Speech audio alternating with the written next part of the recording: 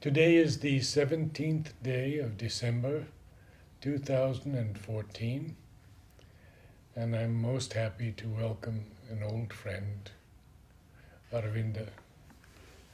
Namaskar. Thank you for inviting, Aravinda. We always like to begin with asking about how you came to know of Mother and Sri Aurobindo, and perhaps your family also. Can you tell us a bit Sure. about the background? My father was in contact with the ashram and with the mother from early 1950s. He was himself a philosophy professor, and I believe he must have read Sri Aurobindo's books right from the time I was born or even before. And I think it was in 1951 or 52 that his first visit to ashram took place. He came and saw the mother. But he never met Sri Aurobindo. No, Sri Aurobindo had left his body by then. And it was a life-changing experience for him. In our family, we got introduced to Mother and Sri Aurobindo, but with more the stories of their childhood. And in our growing up, they were dear figures, they were close to us, but it's not the Mother and Sri Aurobindo as we got to know later on. We were children introduced with children's stories, so he had his contact, and I wouldn't say I was in close contact with all the teachings of Mother and Sri Aurobindo before I came here. And when did you come? It was in 1968. It was, I had done my, what they call intermediate college at that time. And after the exams were over, my father, who had come here several times in between, just, I don't remember the exact conversation, but he sort of said, would you like to visit the ashram now during the vacation time after the exams? And I was happy to do that, and so everything was arranged, and I was put on the train, 16 and a half years old, by myself. And that time it was not the journey like it is now. It was much longer train ride up to Chennai. I have no memory how I changed in Chennai from train to bus. I don't remember that actively. What month was it? It was the month of June, just, it was a hot month. So Oroville had already been inaugurated. It was, and in fact, my father and my elder sister had come for the inauguration. They had come there, but at that time, my situation was in school and getting close to exams, so there was no question. But my elder sister, Chinmayi, and my father, they were there at the inauguration. In fact, even in 67, as you might remember, there were 3 darshans, one after the other. There was the 24th of April, that's regular every year. Then there was 4, 5, 6, 7, the date. And that was a darshan. So it happened close by. And there was a third in between for some, I think a big group visiting from somewhere. So they knew about it, they had come at that time for those 3 darshans together. And the same thing happened also in 1968. There was a 21st of February darshan, then 28th for the school and 29th. And 29th. Yes. So they were there for that occasion. But I came in June. I remember 4, 5, 6, 7 because Mother said children born after that date would be very special. I think what I remember also reading several messages that it is in 68 and from beginning of 68 around that time that Mother speaks of the supramental light coming down in the physical, the consciousness. And I think if one looks sort of deeply into the world movements from that time, one can see a very different dynamics happening, not always understood by the surface consciousness, but for those of us who are fortunate to kind of see it in that perspective, things have been so much changed from Yes. from that time, and ever more so now. Yes. So you're 16 and a half and you're getting on a bus to come to Pondicherry. Getting on, as I told you, I You don't don't remember, but that. I do remember getting off the bus Ah. in Pondicherry bus station, and I was told to carry one of those Ashram Hindi magazine in my hand for the person receiving to recognize who this boy would be. Mhm. So it was Purodha. It was a Hindi magazine published at that time. Aravinda ji was the editor, and Chandradeep ji, you might have memories of him or not, but most of the old Ashramites know him. He was one of the earliest Hindi-speaking person from, I think he was from Madhya Pradesh or south of Uttar Pradesh, anyway, very Hindi-speaking, who has been living here from, I do not know, 50s or even earlier, and has done major translations of Sri Aurobindo's works in Hindi. So he was a contact person for my father and a personal friend of him. So it was arranged that Chandradeep ji will come and receive me at the bus station. So I was holding the Purodha in my hand, came down, and there was this wonderful energy of an elderly gentleman in his dhoti and a smiling face welcoming me. And from that time to the point of departure, those 15 days was like months' time in the experience. It was like within hours or days I felt like, yes, here it was, this was my home. Everything felt so familiar, and I wouldn't say that I had really seen pictures of Samadhi and Ashram and all that, but everywhere I was brought, it was just yes, that was it. I was totally at home. Where were you staying? With Chandradeep ji's. So you had 2 weeks? Yes. Roughly? It was 2 weeks here, and as I said, those 2 weeks were like, there's just no count of time. Every day, every hour was just in this atmosphere.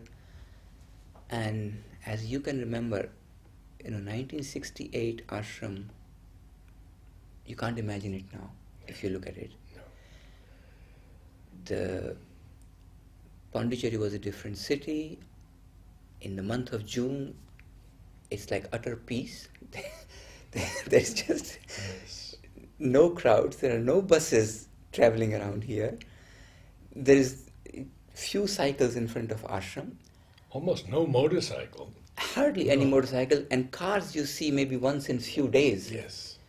And in that peace, coming to ashram, being in the samadhi, taking the time, visiting other places, but that visiting and what you see these days happening visiting, it's like people are rushing. They have to see this, they have to see that, they have to see that. And it's a bit of a tourist hunt, a bit of a, like looking at things. At that time, you didn't look at things. You felt the atmosphere. You saw the samadhi, and you looked at people, but you looked at the vibrations. Yeah. And you felt. It's like hearing the music all the time, Yes. and you feel it. And it's not that, okay, I'm 16 years old, I'm too young to notice that. It was just so strong, so beautiful. And maybe because I was young, I could just drown myself in it without anything. We were immersed in it. Yeah, exactly. When did you first go to Mother? Well, it was in those 2 weeks, I saw places, then school was next thing, and I met Kirit Bhai, and he talked to me so affectionately, and just, it was not going to say, okay, can I have admission? No, I was just going to see Kirit Bhai. He was there, again, an elder who takes me like almost in his arms without physically, and explains to me about the ashram school and all that. And without my active memory of coming with a question and answer list, I get to know that yes, there is a possibility I could join the school. And then he even asked me to read certain passage from Sri Aurobindo's text. And after that he tells me, look, you will have to work a little bit on your English.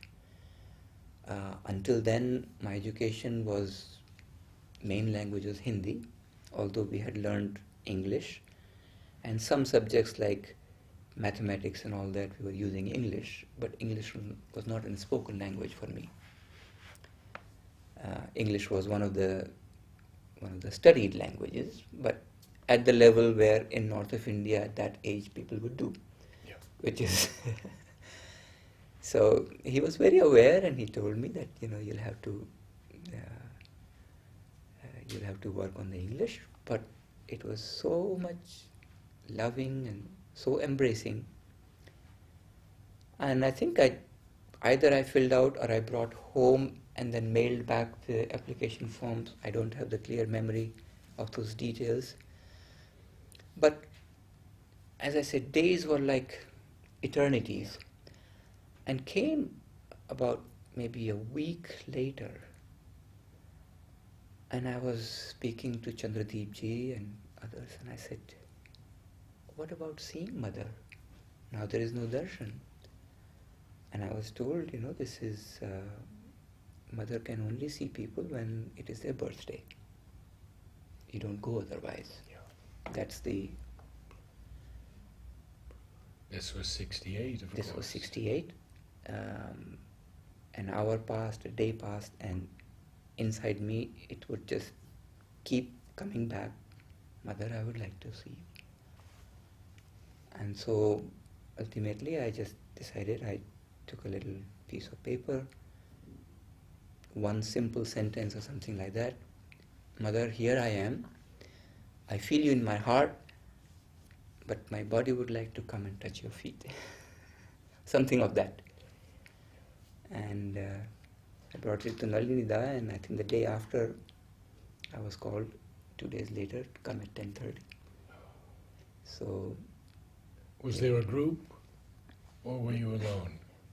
No, I think it was birthday people probably were there. Ah, yes, yes. And so I was told where to go, and I was given some flowers by Shashidi was living with Chandradeep ji and Nitya Prakash. They were kind of the youngsters, sort of my age. They were like my brother and sister at that time. So, well prepared, and we came and sat in that, they call the lower room where Champurlal used to come and call, and call came and called me upstairs and went and entered the room, turned left, Mother was sitting on her couch. I sort of remember approaching and sitting in front of her, but from that time to coming out, it was like an infinity of love and light. There was hardly any physical action, memory, form. Yes, at some point I had my hands and I put my head on her feet and I felt her hand on my head. But I do not know whether it was 30 seconds, whether it was what it was. It's just there is no time there. And and there were eyes that, just like an infinity of love and light, all embracing. So from there, coming out, getting up, being at Samadhi, reaching home, and totally immersed in that love. I think, I don't know, some hours later or something, Shashidi was asking how it was and all that, and then she said, And did she look at you? And what was she wearing? I said, I don't know. I can't say what she was wearing. It was just her eyes. Those eyes that were like, embracing the whole world. And there was nothing beyond those eyes. That's it. So here I was fortunate in those 2 weeks to have to. And then you had to go back.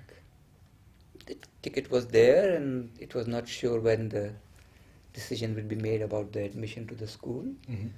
So I went back and reached Mathura, no problems.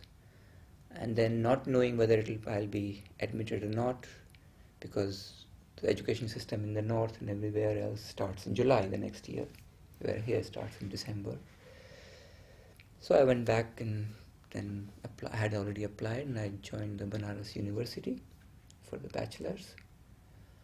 In November I got a note that I have the admission here in the Ashram school. So from I think the note came to Mathura, so I got a call from my father that the admission to Ashram school has happened.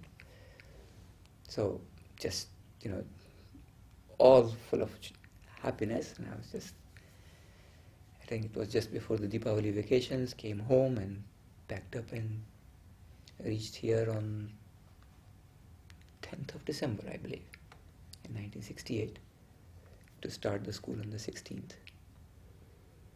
So all that happened in 6 months' time. Now, were you put in boarding?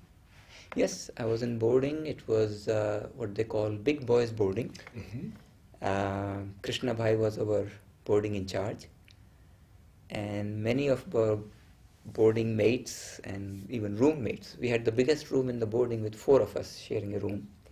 And I think it was like a total new family. Within no time, we were so close to each other, and such a happy family. And being a big boys boarding, it was the farthest one. The Bikabai cycle department, I think it was the one street after, and reaching all the way down to the West Boulevard. Oh. That's where a 3-story house was there, in which we had the 2nd and 3rd story. On the ground story, the owners lived there. So that was the big boys boarding with maybe 15, 16 of us. So big boys meaning, I think not all were in higher course. Some were also in the senior classes of the school. So there we were. Did you partake of the free progress system at that time? Free progress system, of course, in school most of it was getting towards that. Probably there was a mixture, but the age at which I came and also the education I had, I was asked to join straight away higher course. So in that sense, I did not go through EAVP and other part. I was straight away at the library. That was the higher course at that time. There was no knowledge until I finished. Although the building was getting built up in 71 and I think 70 and 71. They finished the building, I think the year after I had finished the higher course, which was in October 1971. No, people are always interested to hear about your teachers, your favorite teachers, teachers in general. Jugalda is foremost, and there also I have such a fond memory. Being new to the ashram school and new to the system, coming straight from the north, not English being my first language. The very first day of school, Jugalda sort of took me on, and it was, again, those details and those conversations I don't have, but the feeling was come my dear child, and here we sit and we will read Savitri. So with Jugalda, it was Savitri, and then a few days later also Life Divine. So we read Savitri and Life Divine, sort of alternate, every day, first period with Jugalda. And What other because teachers? he was sort of the overall in charge, often he had things to do in the school, so he would not be there at 4:45, sometimes at 8 o'clock or 5 to 8 or something like that. I would sit there from 4:45 and I will be reading on my own. He will come at some point. We will go through some passages that either he will ask me to read or I will have questions for him. And that was every day starting knowledge. And it sort of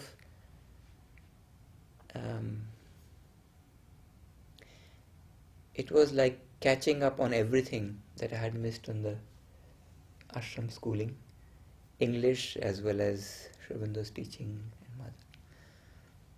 So that was Jugalda. Then Aratidi. She was like my mother teacher. She took me in my arms, and she was my French teacher. And there also, I think it was every day, as far as I remember. Maybe later on, it became more separated. But right from the basics, again with more than teacher, it was like mother's love. Like a mother teaching her child French. Right from the scratch, I didn't know a word of French. But that, and then later on, I do not know if it was the first year itself or the next year, Mrityunjaya also was teaching us French. And with him started reading more and more and more. But somehow, and I cannot explain it, and I think by trying to explain probably it'll take away from the deepest meaning of what it was. But later on I often used to say my mother tongue is French, because it was the language of the mother. She was my mother. So my mother's language is French. And I loved it with that same love as mother tongue. Incidentally, French grammar has a lot of similarities with Hindi. And you cannot believe, if you take French grammar and try to explain to an English person, he would have a hard time for many of the details. Translate them into Hindi, they go absolutely parallel. So I had in that way, a basic on which it was just flowing very easily. So I love French, and although I'm far from being, how shall I say, an expert in that, I love it like my mother tongue. Did you have an opportunity to study with Kirit? Yes, that was also quite an interesting thing. Kirit Bhai was the philosophy professor, and there used to be lineup of students every day waiting for him to come for the 1 or 2 hours that he could come. He had a fixed place, the very first big desk. I don't remember exactly his time. He came sometime in the morning, and he had an hour and a half every day. And there was not with students a period with Kirit Bhai.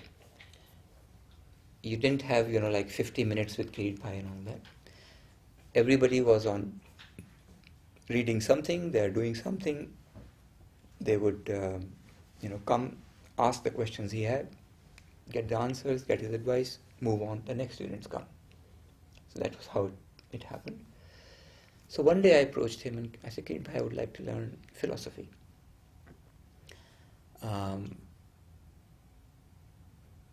Also, my father was a philosophy professor, but I had not learned any philosophy till then. Kirit Bhai said, it'll be good to start with an essential question that you have, that you once answered in the way.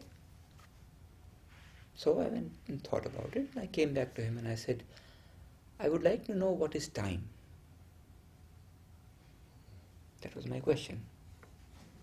So he gave me passages from different works of Sri Aravinda, marked out from this book, this passage, this book, this passage. You read all those and then you come back and ask what you feel and what you have next question. So here I was reading through all those passages. It must have been few months past my initial time, because at that time I could start following English. It was not like a huge effort, although time and again there will be words that I didn't know and I would have to look in the dictionary and find out meanings. But speaking every day English, doing everything in English, English was flowing at that point.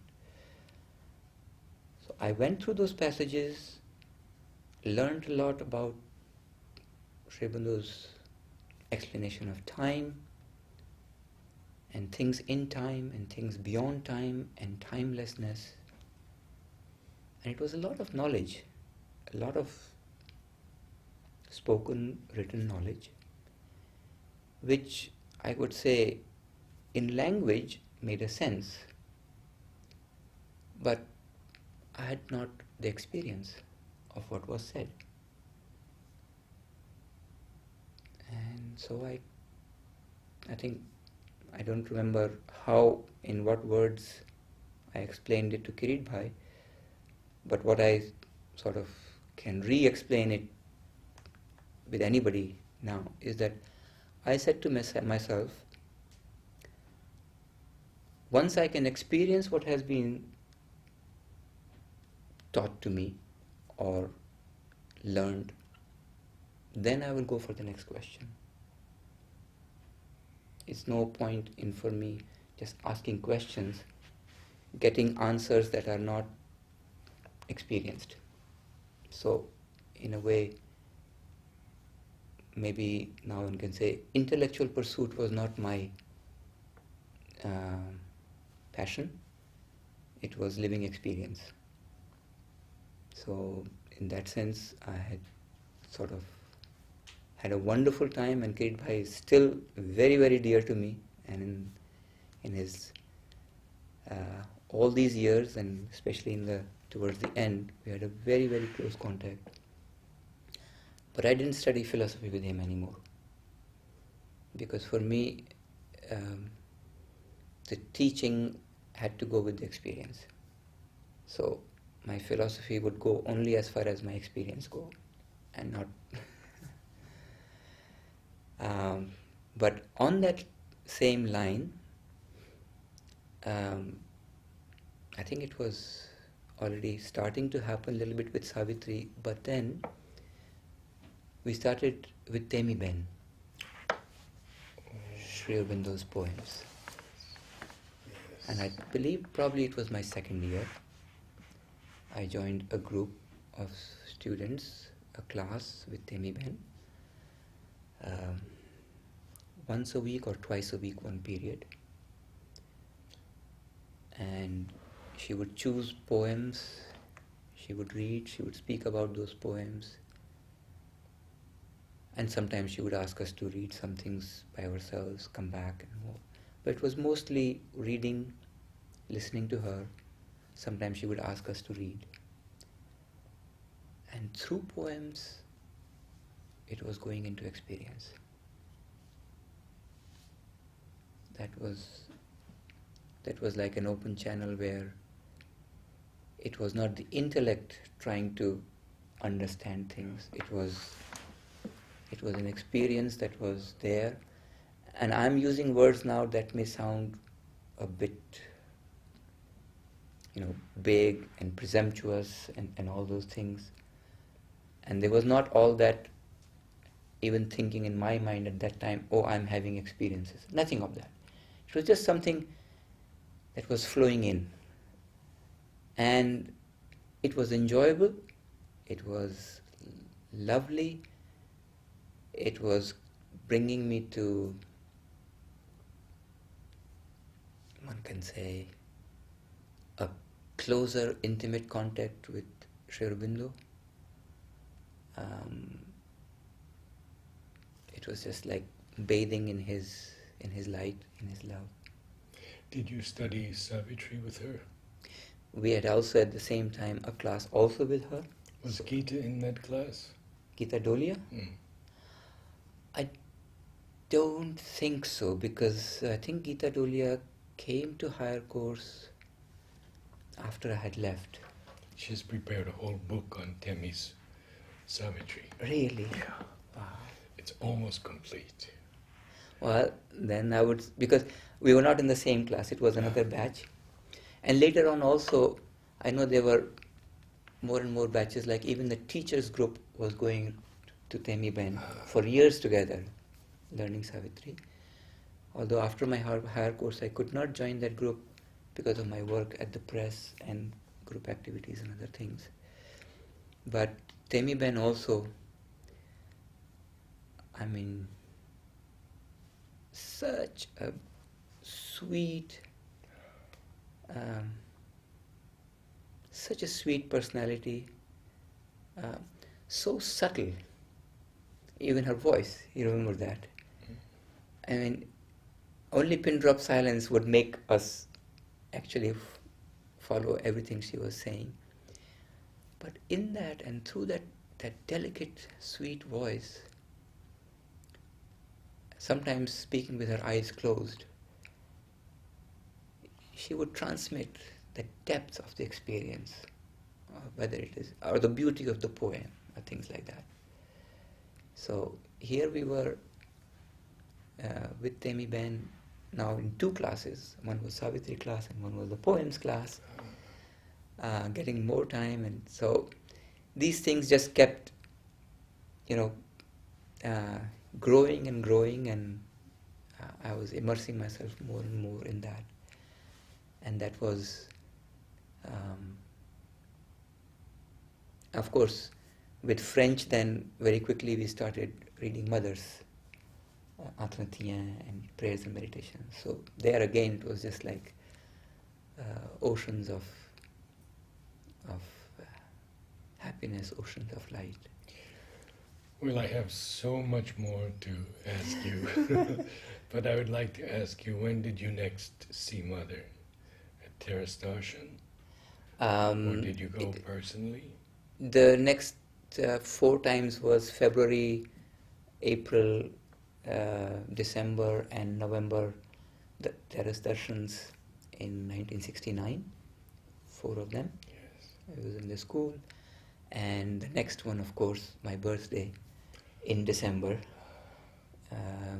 So that was the next one, to her room. So I have been to her room, counting the first visit in June, I think total 6 or 7 times in those span of 5 years. Those birthdays? 4 birthdays. 4 birthdays. Once before birthday in June, which is, I call it that's my rebirth day. That was a new birth. And then also, once there was, I think twice, the first December performance team would visit her.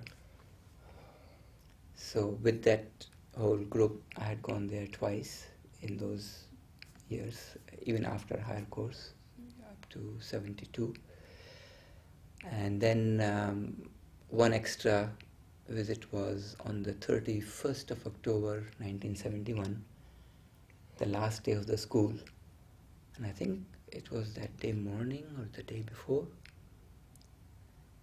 whether it was Jugalda or Kirit Bhai who had told me, tomorrow you are going to the Mother.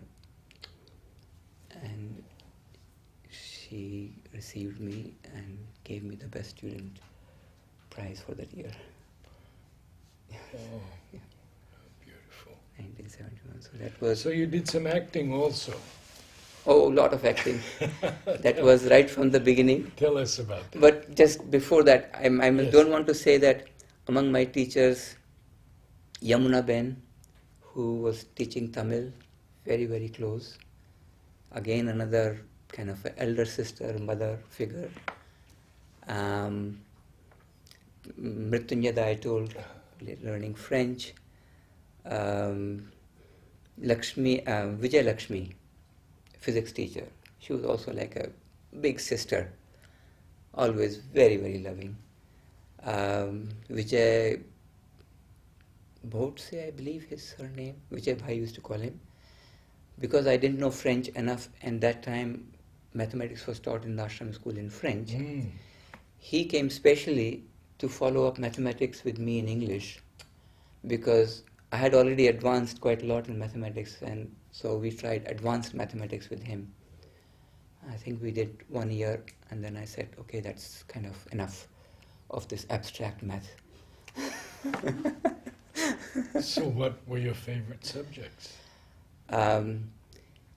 As I say, in the beginning it was physics and mathematics, but physics and mathematics, while they remained favorite, oh yeah, and father of Rosdi, Pratap Sen.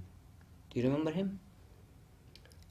He was the mathematics teacher for engineering students, doing that in English, because their engineering class was all in English. So I was asked to join that class also because something was there. And I had lovely time there because it was more or less things I had already done in my high school and intermediate. So that was like just an ice cream class for me. That was so wonderful. But there also Pratap Da, oh my goodness, such a wonderful memories of him. So these are kind of, and of course I have done one session of chemistry with Joshi Bhai. Oh. Wonderful, wonderful. And he was, through all these teachers, and whether we learned with them or so many other teachers that we just met and conversed here and there, that sort of made the school what it is. It was not the building, it is not that it is in Pondicherry. It was the way of teaching, the way the teachers interacted with students and everything. The way everything was referred to mother. She was the guiding light. And so everything was, that was the beauty of the ashram school. Those 3 short years, but 3 long years, it's like a lifelong experience. And even in the later years, there were many occasions where I felt that what I had missed as being a child here, I was being given through this activity or that activity or this experience or that opportunity to do something. And part of that was 3 years where through Suresh Joshi, a friend of ours, at one point there was a need, would you come for a night duty in the ashram? And I jumped, yes. So here I was, and then things happened that it started, but it never ended. So I was there every day at night, before 11 o'clock in the ashram, closing the door, doing whatever checkups were required to be done, and then having a cot, and anywhere in the courtyard near Samadhi or anywhere or in the reception room, I could sleep, would wake up around 3 o'clock, would clean up places, open the gate at 3:30 for the first batch of people coming in for the Samadhi flowers, and then do some sweeping in the courtyard, help them if whatever required, and at 4:30 open the ashram gate and be there at the gate up to 5 o'clock till the first reception people come. And that was for 3 years. So sleeping every day, near Samadhi, at Samadhi, doing things in the ashram. It was just like being day and night in Mother's and Sri Aravinda's presence, like growing up again, and so wonderful. Let us take a short break.